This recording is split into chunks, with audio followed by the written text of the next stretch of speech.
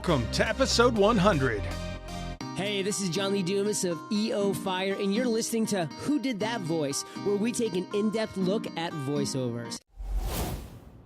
There is no better time than right now to plan your vacation getaway.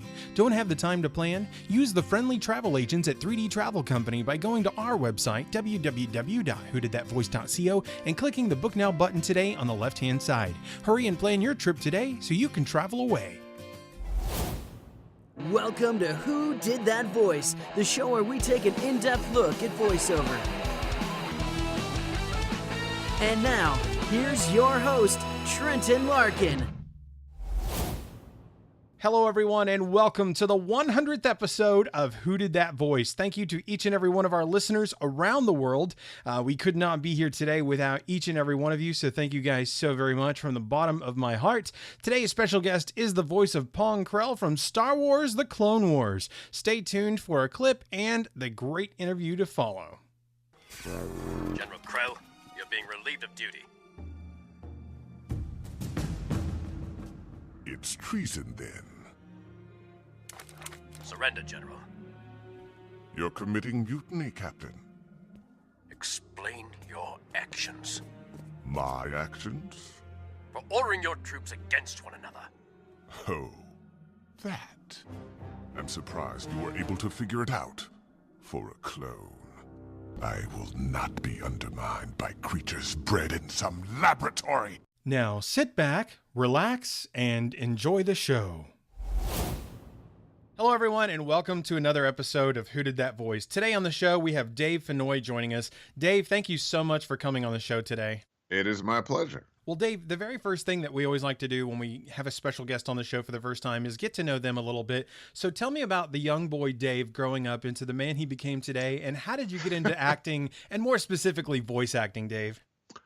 Well, interesting question. As a kid, I did what a lot of people who end up in this business do. I watched cartoons and I imitated the voices that I heard there. And in my particular vintage, it was a lot of Warner Brothers cartoons and also Hanna-Barbera, Oh, wow. With Deputy Dog and Snagglepuss and all those characters. So I was imitating all of those and enjoying those. But I was also I was acting at Caramoo House in Cleveland, which is I want to say community theater, but it's more than that. It's a place where you could learn to play music, you could learn to dance, you could learn to do things like fence, Oh, wow. paint, do sculpture.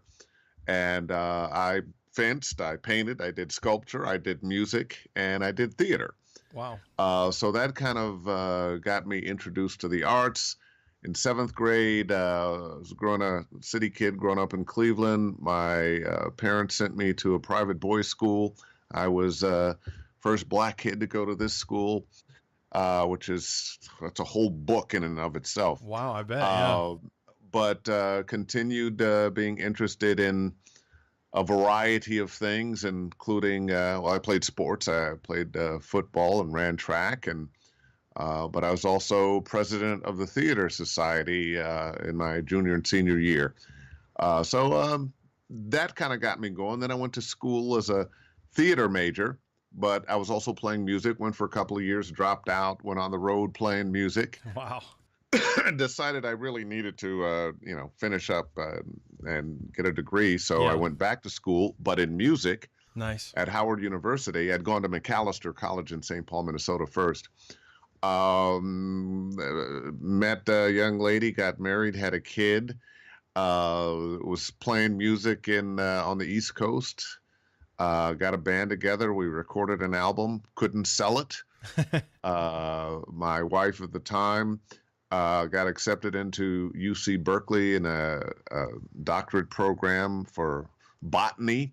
So we moved to Northern California, and I kind of started easing out of music and easing into radio. Actually, I didn't ease into radio. I jumped feet first into radio. Wow. And did 10 years of being a radio guy in the Bay Area, doing various shifts, but the last couple, what people know me most for was doing mornings at KDIA and KSOL.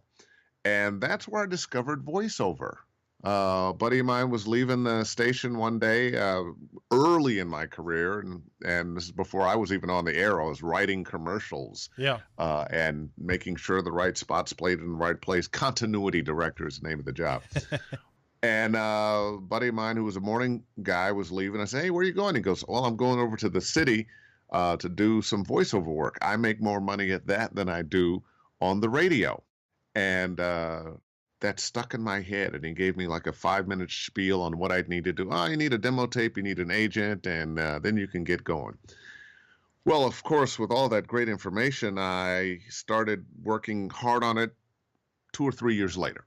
But well, a little light had gone off in my head. Yeah. And although I stuck with the radio thing, it just never went away. And I started taking classes in the late 80s and had some good things going on. I was a voice of Marine World Africa USA, their concert series.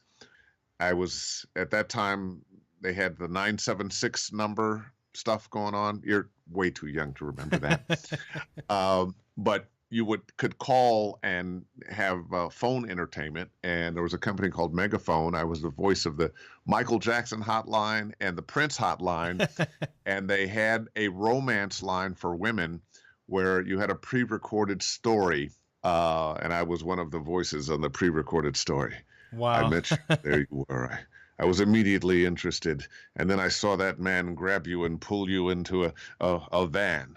I jumped in my car and I followed you, and when I had my chance, I saved you. You know, it was that kind of stuff. And then in 1990, I was doing mornings on KSOL, the #1 music station in town. And one day, as radio stations are wont to do, they fired the whole staff. Wow.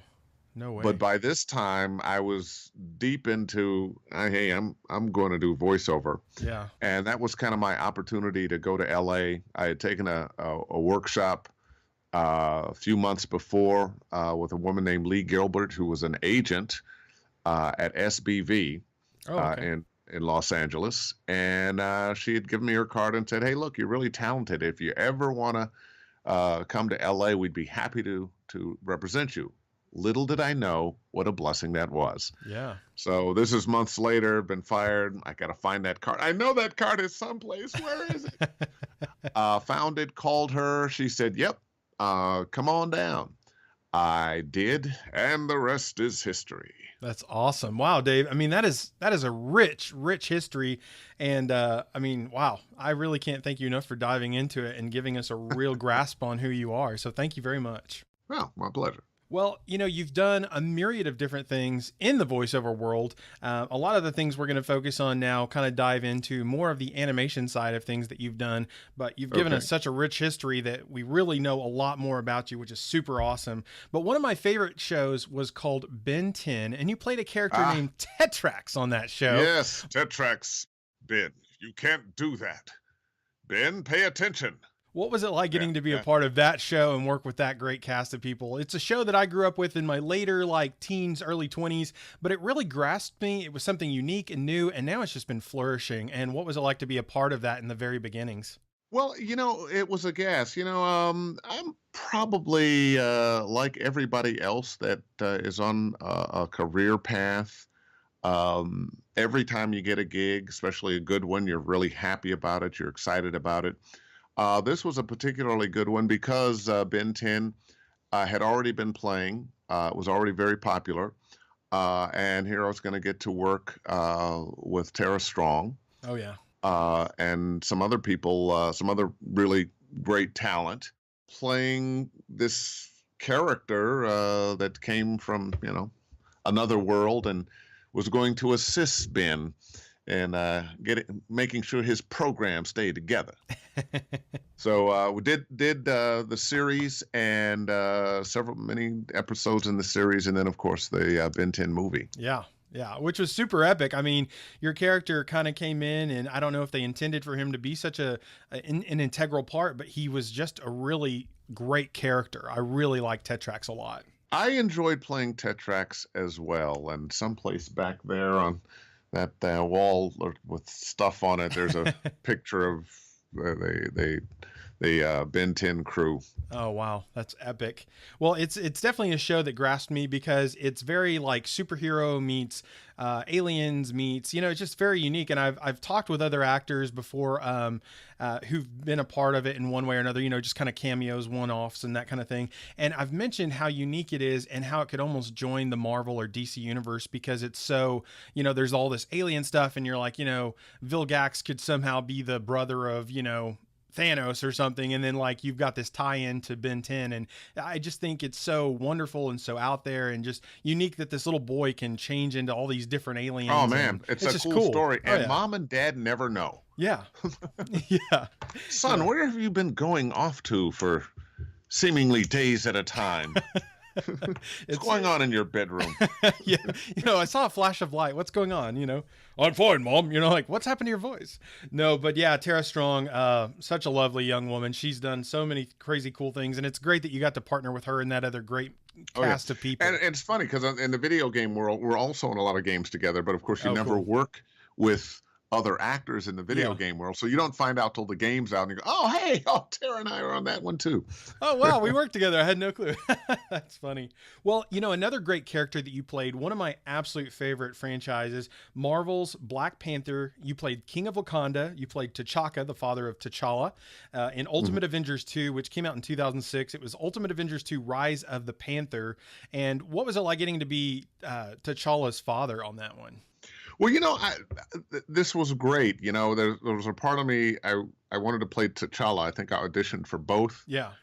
But I got the daddy role, and that was the point I went, well, I guess the gray hair is beginning to show up in my voice. But one of the things I liked about it was these were Africans and Black people and who were becoming heroes in the world. Yeah. And I don't know if you know, but every now and then, some of us Black people have not really felt like we were, being allowed to participate. I understand. In the party that is America. Yes. So that was really good, and it was a great part. Oh yeah, it was a great part. Yeah. And why not have as much mythology and adventure on the African continent as we do in Europe, in America, in Asia? Yeah.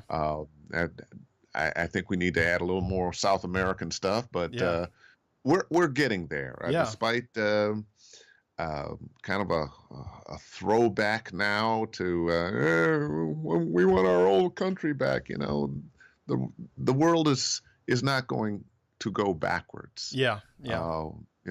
Americans come in all shapes, sizes, colors, religions, and I like the fact that so much of entertainment now, not just the cartoons and video games, reflect that. Absolutely. Well, I've always loved the Black Panther character. I think, the story of him and his father and just their nation as a whole is amazing. And I grew up as a boy in Africa. I lived there for 3 years as a teenager. And so there's like this special place in my heart for Africa and this special place for like the Black Panther, just because I've been there. And so like sometimes when you see something like a hero from that country, you have this like connection with them. Like when I talk to actors from certain shows, then when I rewatch those shows like Ben 10 and Black Panther, Ultimate Avengers and stuff, like when I rewatch these things and I've talked to you or some other actor from those shows, it just makes them that much more like, whoa, like, cause I've talked with you, I've shared your story with others. And then hopefully it makes other people feel the same way, more connected to the projects. Oh yeah, where in Africa? Wow. I am getting to interview. I lived in South Africa in Johannesburg, and we lived there for 3 years. My dad did medical work there as a nurse, so it was really cool, growing up there in Johannesburg. Very beautiful country, and the way it's portrayed on TV is just not what it truly is. They have cities and they have houses and stuff, and people always think, oh, you lived in a hut, a mud hut. And I'm like, no. I can't help but think it's on purpose that we don't see, and I mean, South Africa people know about, I think, because of Johannesburg and apartheid and that struggle. But when you go to West Africa and you're in Togo and Nigeria and Liberia and all those kind of major cities, and very cosmopolitan. Oh yeah. Not what we typically are fed Yeah. as the picture of Africa. And of course, South Africa is beautiful. My very best friend in the world, who's no longer with us, moved to South Africa years ago, and he lived in Joburg for a while, and Cape Town. And he was just enthralled with the beauty of Cape Town. Oh yeah. Now, he did say, you better park your car in the garage and tie down everything, because theft is huge there. Yeah. And he said, and be careful even with the monkeys. If you're walking down the street, and I think it was Cape Town or Joburg, I forget which one. The monkeys are bold, and if you're trying to eat food outside, they'll just take it from you. Yeah, we had some fruit ripening in our window at a resort we stayed at there in Cape Town, and there were monkeys that came up and were literally hitting the glass trying to grab the fruit, because they are very aggressive and they want what they see. But yeah, you do have to be very careful with your belongings with the animals and sometimes the people. But sometimes the people, absolutely. But it's a beautiful country, and seeing the oceans merge there at the point in Cape Town where you see the two oceans coming together and the colors don't blend. It's just gorgeous. I mean, it's just a beautiful country, and it really isn't portrayed the way that it truly is sometimes, so. And my other South African connection, I did some narration for National Geographic. Oh, cool. I think it was National Geographic. And one of the shows was about the great white sharks. Oh, wow. Down off the coast of Cape Town, going after the sea lions. Oh yeah. Well, the seafood is really good down there, but I'm not personally a shark. But I hear you. But no, beautiful country. But getting back into some of your voiceover stuff, another cool character you have played that I am super infatuated with, and I love to see him coming more into the limelight now as a fictional character, but becoming more realistic each year, I think, is Lucius Fox. You played him on Batman Arkham Knight. You played him on Batman Dark Flight, on Batman the Telltale series, and Batman the Enemy Within. What has it been like to come back and revisit Lucius Fox so many times? Well, one of the wonderful things about my career, and surprising and joyous, is that I've been able to be a part of so many great, iconic properties. Yeah. And Batman being one of them. I love the fact that I've gotten to play Lucius Fox so many times, and in so many different projects. Yeah. He's an iconic character. It gives me a little Morgan Freeman association.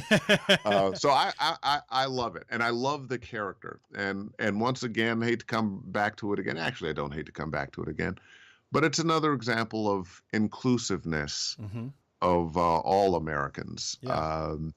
And to have such a great character who's helping Batman, and have him be a black man. And in some ways, Alfred helped us with the ageism.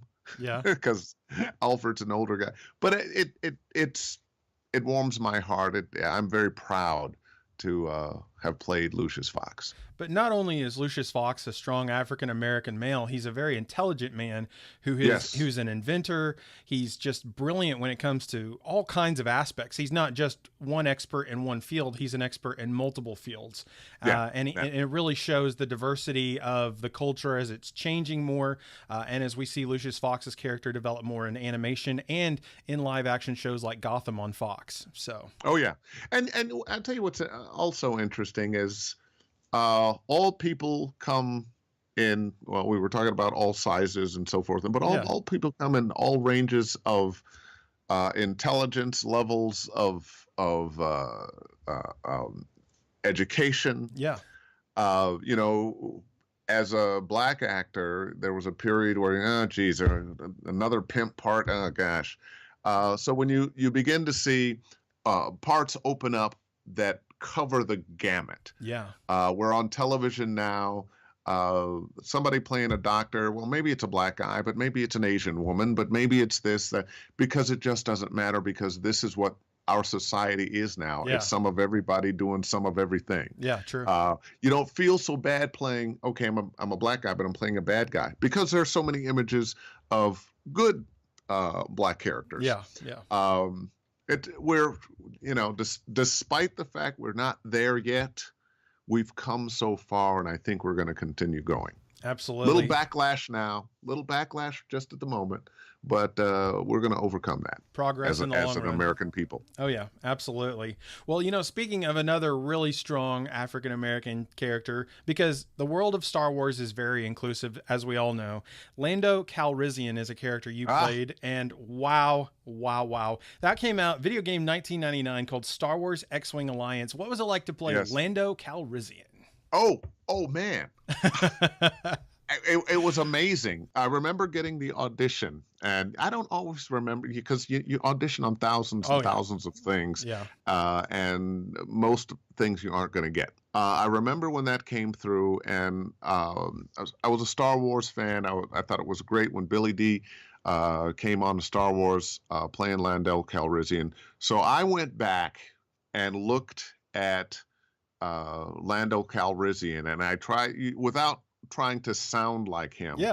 I tried to get the same kind of feel. In the audition, and apparently I did, because they hired me for the part, and it's something I'm very proud of. Yeah, well, I mean, but Lando is just super iconic. He's suave, he's smart, he's sly, he's cunning. He's just like a really cool guy. I mean, one of the coolest characters. It's a tremendous part to play because he operates on several levels. Oh yeah, and you never really know where he's at because he's very like, he keeps it from himself almost. Like you don't really know where he's coming from. He plays it close to the vest. Yeah. You're not sure if he's really a good guy working for freedom from the Empire, or is he an opportunist that's gonna, sell you out at some point? Yeah, very true. Well, I think it's very awesome that you've played that character. Another very iconic character that you have played is Nick Fury himself.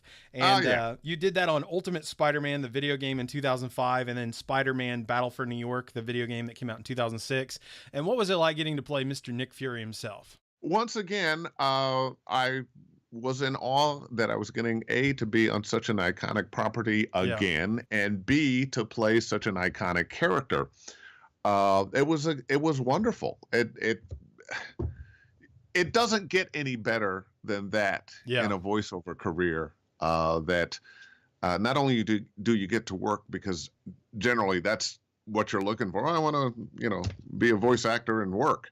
But to be able to work on some of the biggest properties ever and play some of the most iconic characters ever, hey, it does not get any better. Well, it's great because you have such a Marvel and DC connection to those entities that are, very big comic book franchises, but also these other crazy cool things like Ben 10 and others that are starting to develop outside of those worlds of the comic industries that are very iconic characters. And now, of course, Star Wars being pulled into the Marvel / Disney / because they're the Marvel Comics is producing Star Wars, but it's all through Disney. So it's very like, wow, how everything has come full circle. Oh boy, ain't that the truth?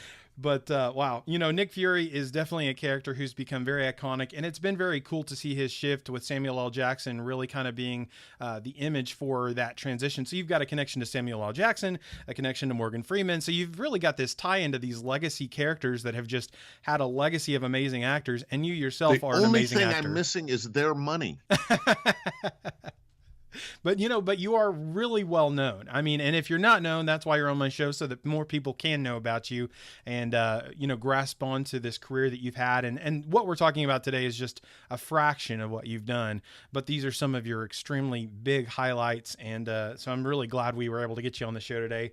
Glad to be here. We've got a few more things we'll cover today. One of them was Korath, and you played him on Guardians of the Galaxy, the animated series. And what was it like getting to play Korath on that series? Another Marvel franchise.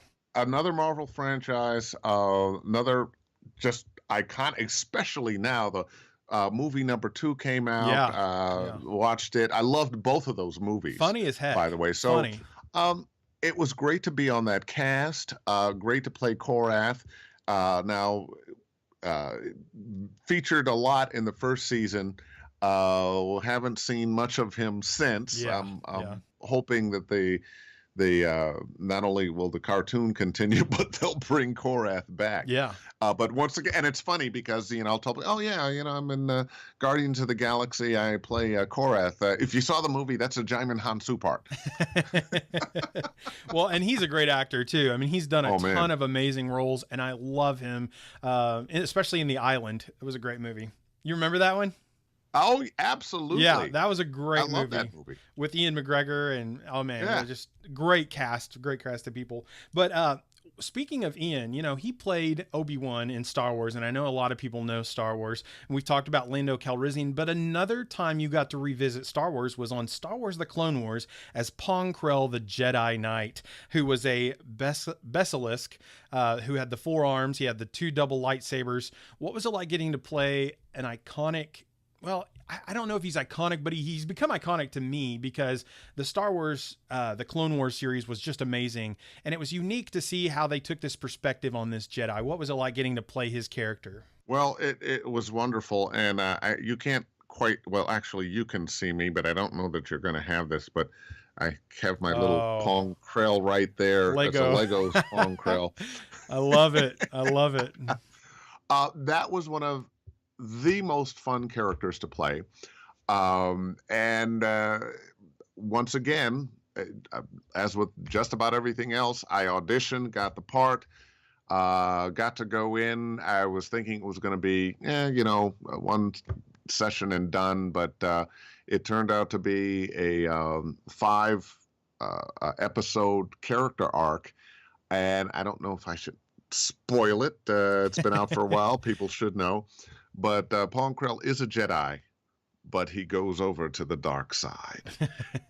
And just some of the most epic, not only conversation and dialogue from him, but the battle scene where they finally capture him is just amazing.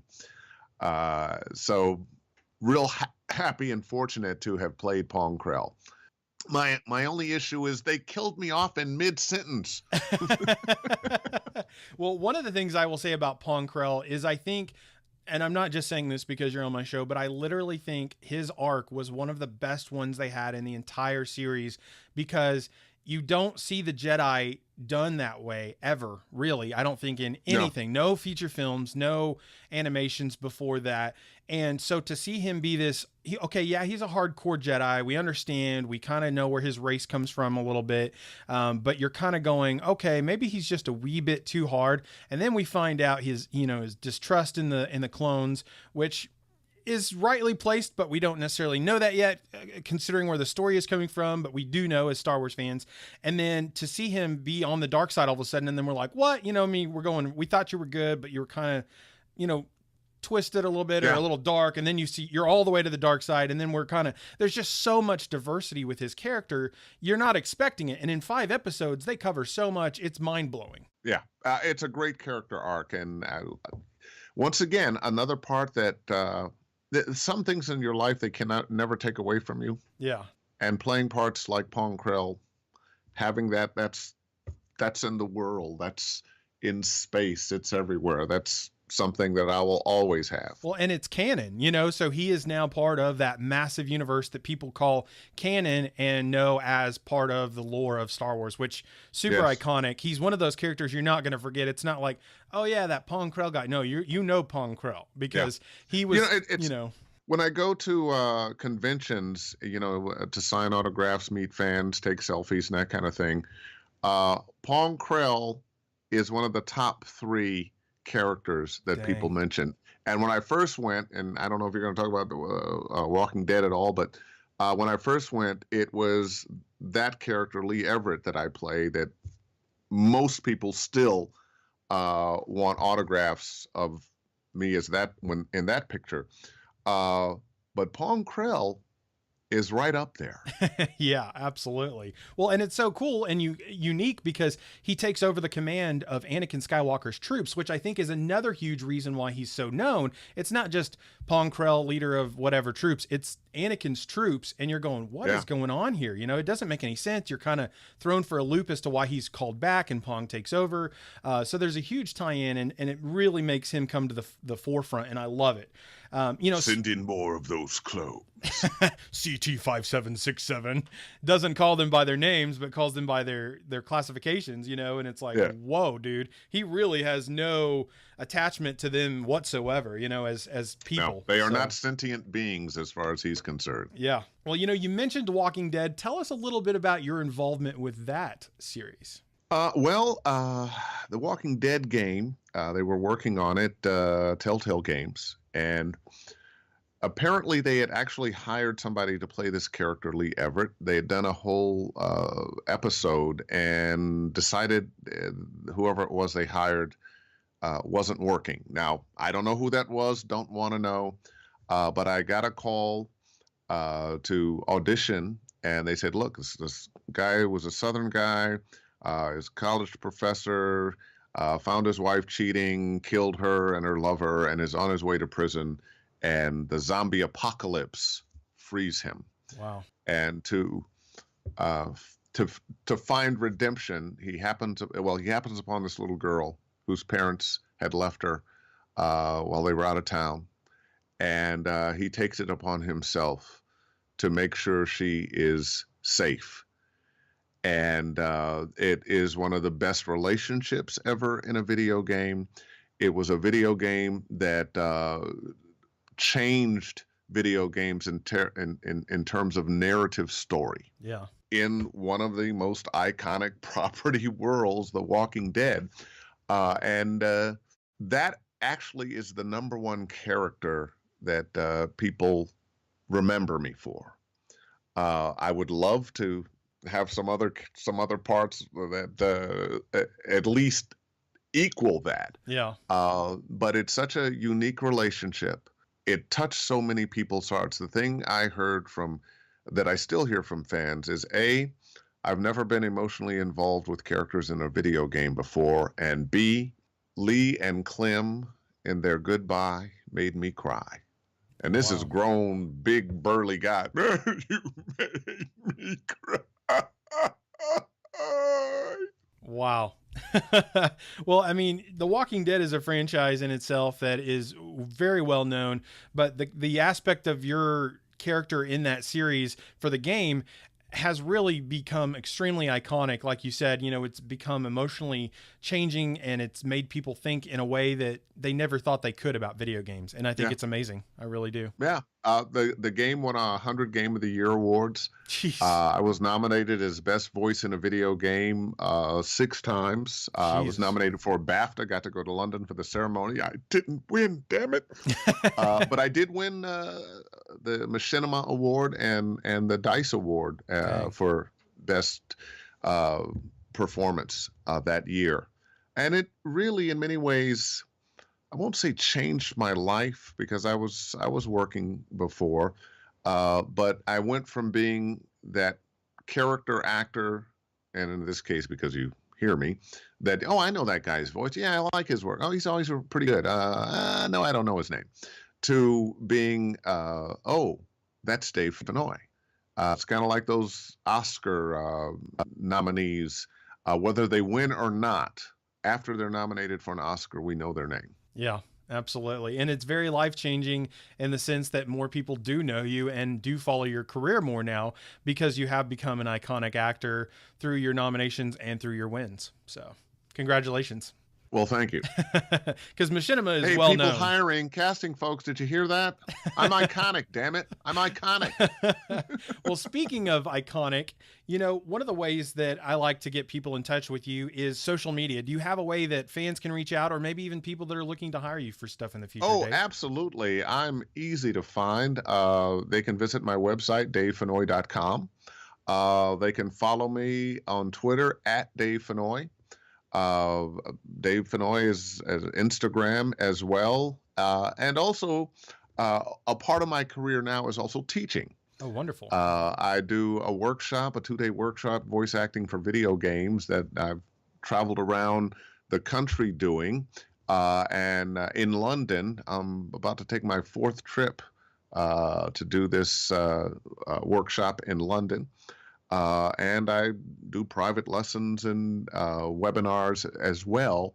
because I mean I've been doing this for about 25 years. It's over 25 years. Oh gosh, I'm kidding. No, I've been doing this for a good long time now, and one of the things I enjoy almost as much as working on projects is teaching other people how to do what I do. Awesome. That's great. Well, I mean, I always love when my special guests are also teachers because it's another way that people can connect with you. Because one of the reasons I do my show, Dave, is not just to help people discover voice actors more from a perspective of not knowing them before, but also I hope, that some of the people that listen to my show are enthusiasts so much so that they want to join the world of voiceover. So when my special guests share that they teach, it's wonderful because it gives my listeners a chance to become students and not just listen to, but learn from the masters. Ah, well, thank you. And as you are a Jedi Master, it's very appropriate. Yes, I am.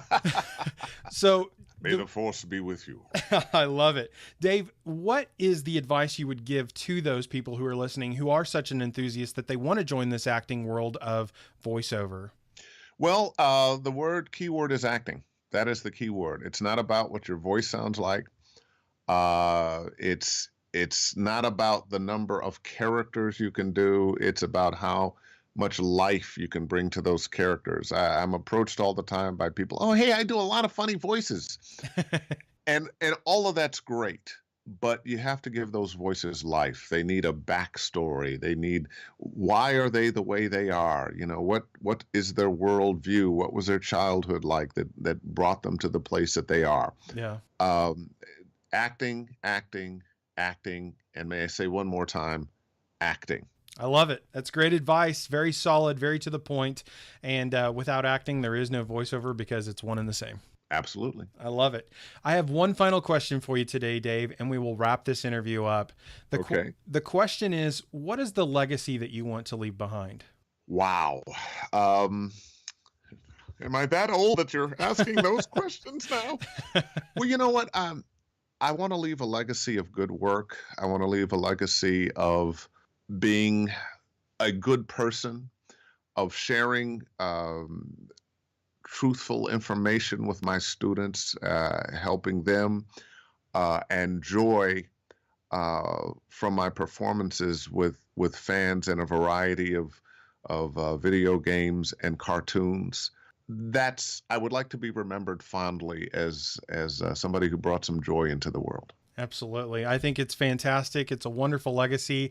And along with the, animations and other projects, the video games and stuff you've been a part of, also something we didn't really get to dive into today was Adventures in Odyssey. But we will definitely try to talk about that maybe the next time we have you on the show. Well, I would love to come back. I love the fact that you are so prepared.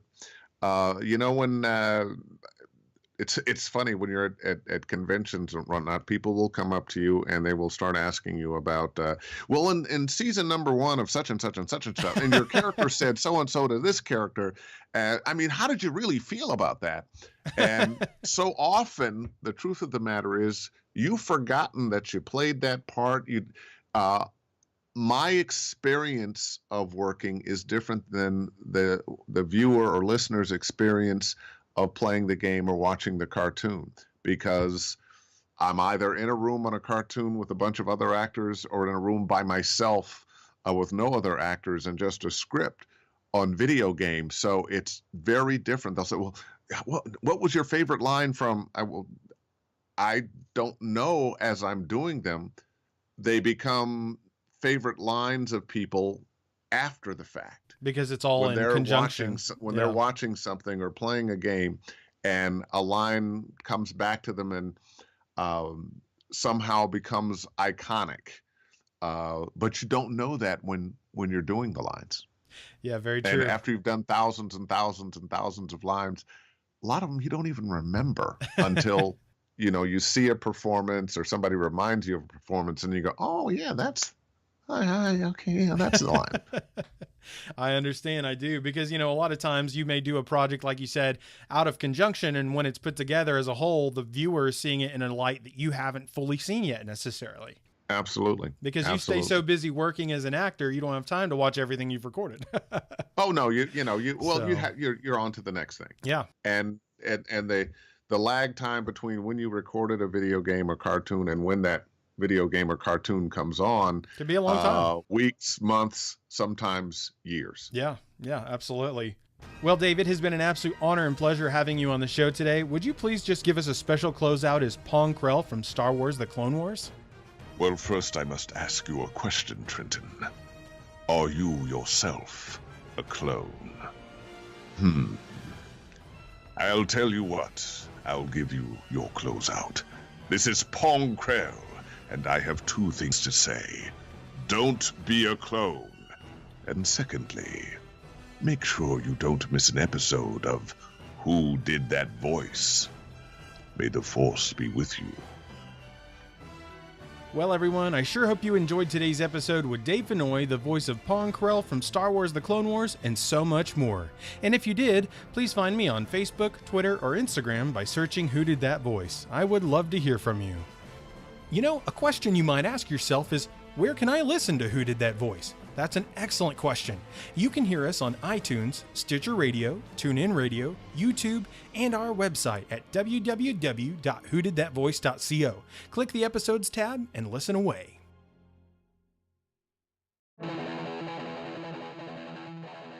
Well, everyone, that's all the time we have for this episode. Join us next time for our special guest, Robert Axelrod, the voice of Lord Zed from Mighty Morphin Power Rangers. You won't want to miss this more phenomenal start to 2018. We'll see you next year.